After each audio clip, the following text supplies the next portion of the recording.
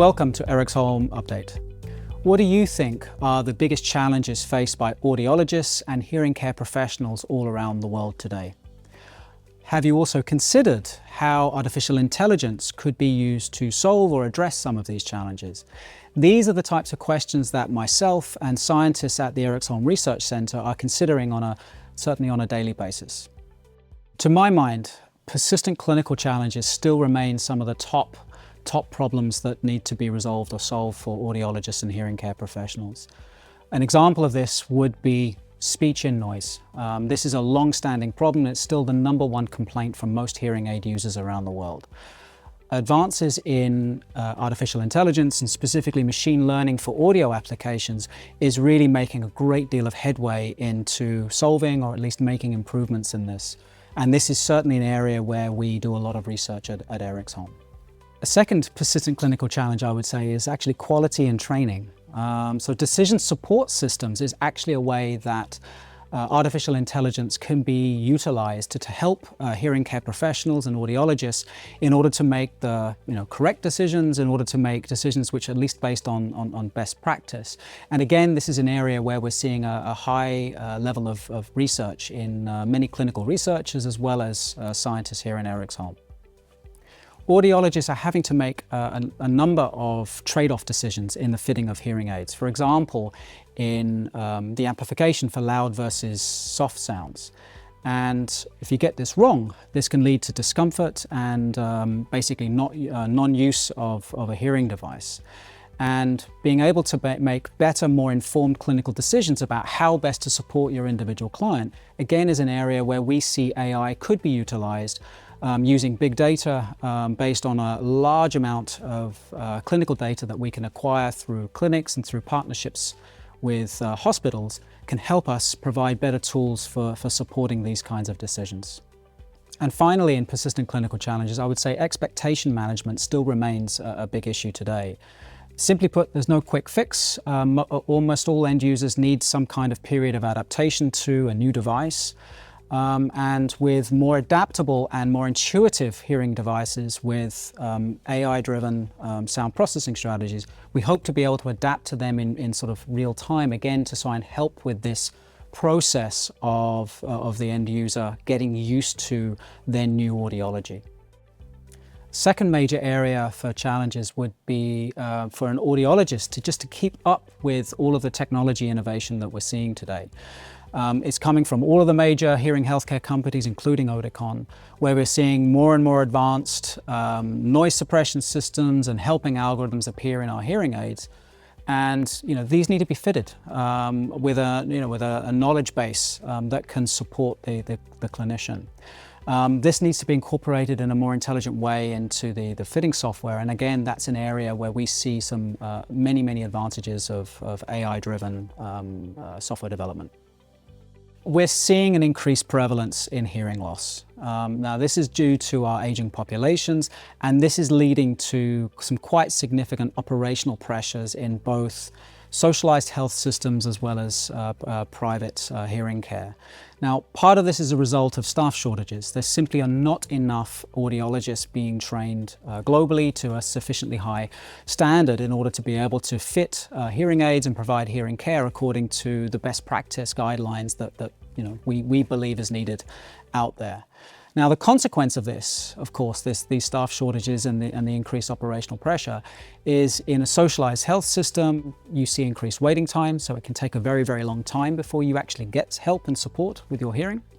And in the private sector, what that means is, if you're not able to take an appointment with one client, then somebody else may be able to, and therefore you're going to lose custom.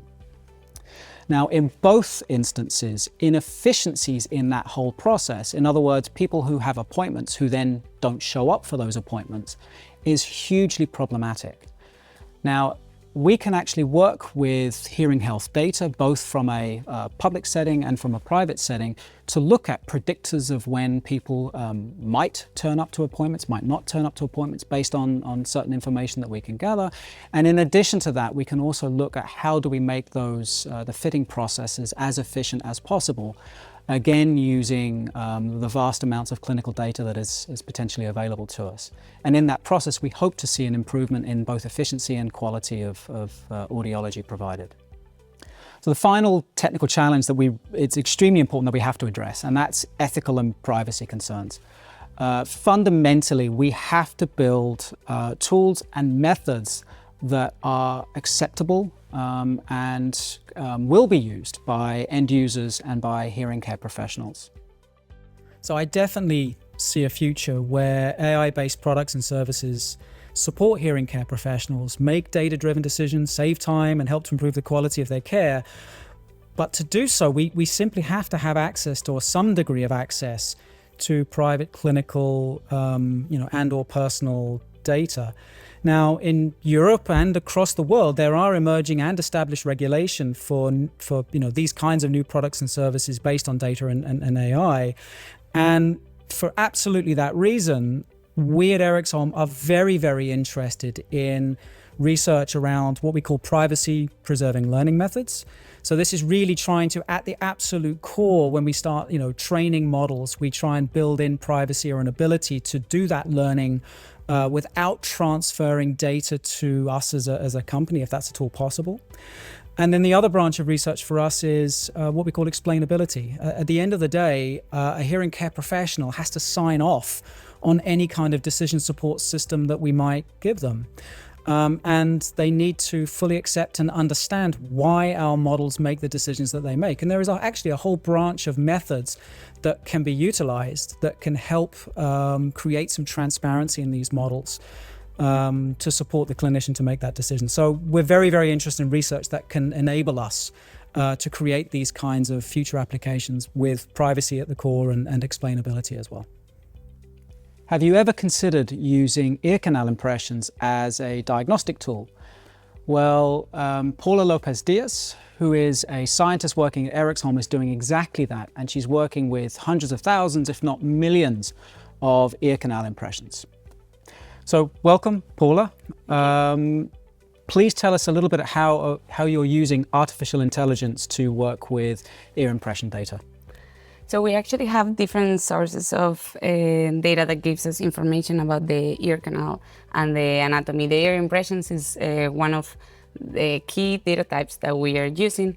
And in the past, we used to extract like handcrafted features from these types of data to process like linear relationships between different data types. Right now, because we have artificial intelligence, we have AI, so we can actually have automated pipelines where we extract relevant features for very large amounts of complex data. And this actually allows us to uncover some of the patterns that we were not able to model before in the past. Yeah. So can you maybe tell us a little bit about the methods then that you're actually using? Yes, of course. So for the ear impressions are 3D scans of actual like physical ear impressions of the ear, and they capture some variability of the ear canal, part of the anatomy. Right. So to be able to process them, we need some models that tells us more about them. We have actually some like classification and segmentation models. Segmentation models, for instance, help us find like relevant anatomical points within the ear impressions. We have classification models to maybe tell us, okay, which type of ear mold is this, like help us put those on different boxes. So kind of how to group different ear canals into different types, this kind of thing. Yes, given we have this the end labels, like given we know which type of ear canal it is, we can do that. But sometimes we don't have those labels, and what we do is that we are exploring unsupervised or self-supervised methods where we can try to model population level patterns from big amounts of data, and hopefully go towards more like foundational models where we can combine anatomical but also audiological features in bigger models. Right. So, I mean, what's the biggest challenges then that you're facing, and how are you sort of trying to overcome these? I think maybe the biggest challenge that we have sometimes is to ask the right questions and to actually keep the clinicians and the clinic in mind. Sometimes in this AI hype world, it's easy to do things just because we can. But we really try to keep translational research in mind, where we really have focus on what it's needed in the clinic and how can we make a better experience for the end user. And so I think so finding the right people and asking the right questions. Focusing on the clinical pain as opposed to the engineering interest. Yes, I would say so. Yeah. With that in mind then, so what is kind of then the clinical or the technical challenges that you're trying to solve using these methods? I would say our main aim, or the biggest goal that we have, is to really try to model how the ear anatomy affects how the hearing aid delivers sounds. Mm-hmm.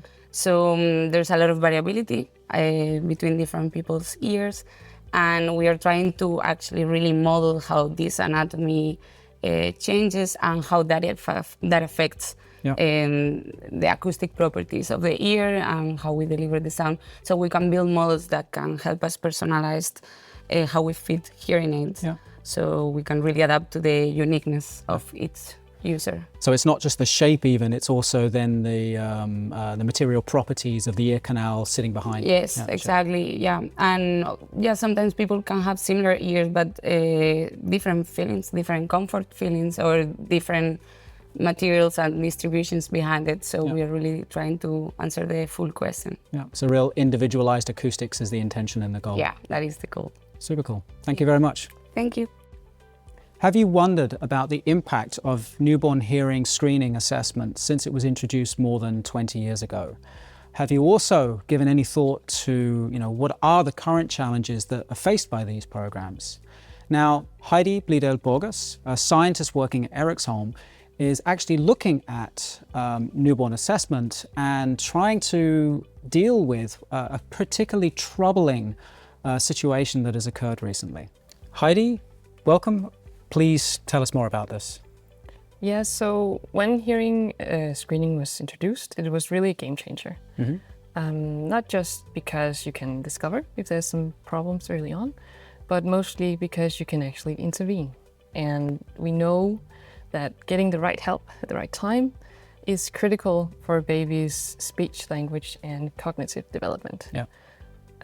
And right now, how it happens is that first they go and do an automatic fast test.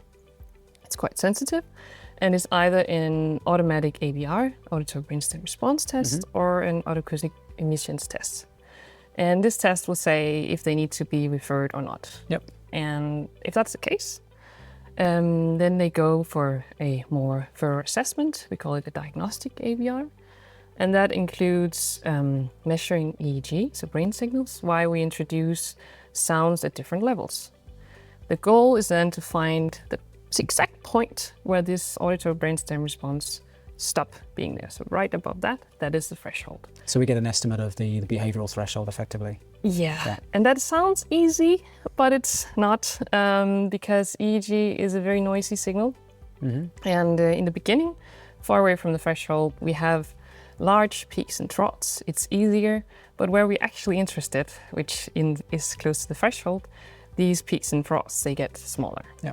And that's when you look at this place, a tiny piece of bump can be mistaken for a extra response. It could be noise. And there's other issues too. You can get to measure response from the opposite ear. So it's really hard, and it requires expert knowledge to be able to do this. Very hard to interpret, needs expert knowledge and a lot of training to be able to do those kind of measurements. Yeah.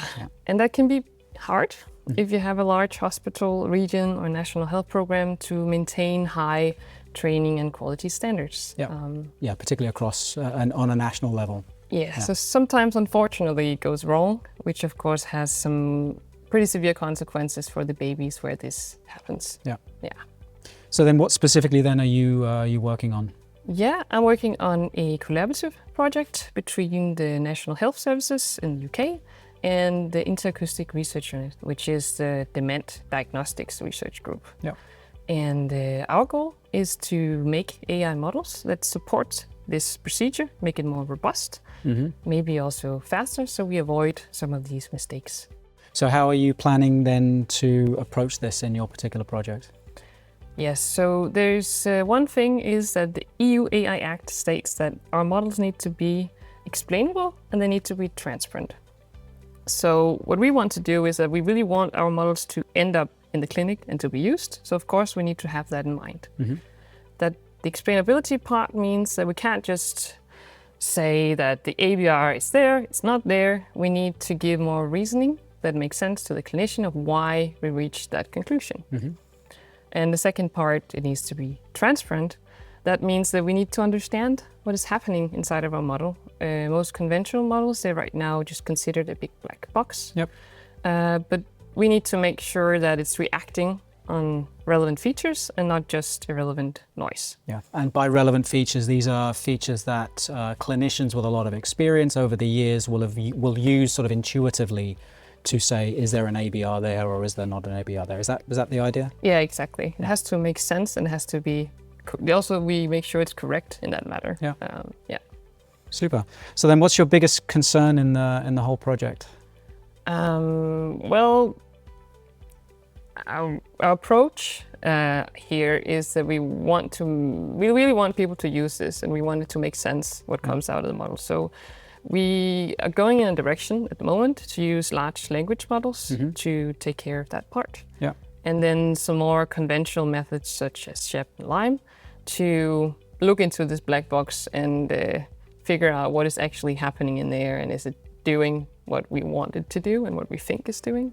So the large language model is so the clinician can query the system to say, why did you choose this or why did you choose that? Is that the intention? That's what we vision, that there would be some interaction between the clinician and this model, And I guess you're going to need a ton of data to be able to work with this. Yes, that is also a challenge, of course, that also why it's very nice we have a good collaboration partner, that we need a lot of data to train these sort of models, Super. All right, well, thank you very much. Thank you very much for watching this Eriksholm update video, and we'll see you next time.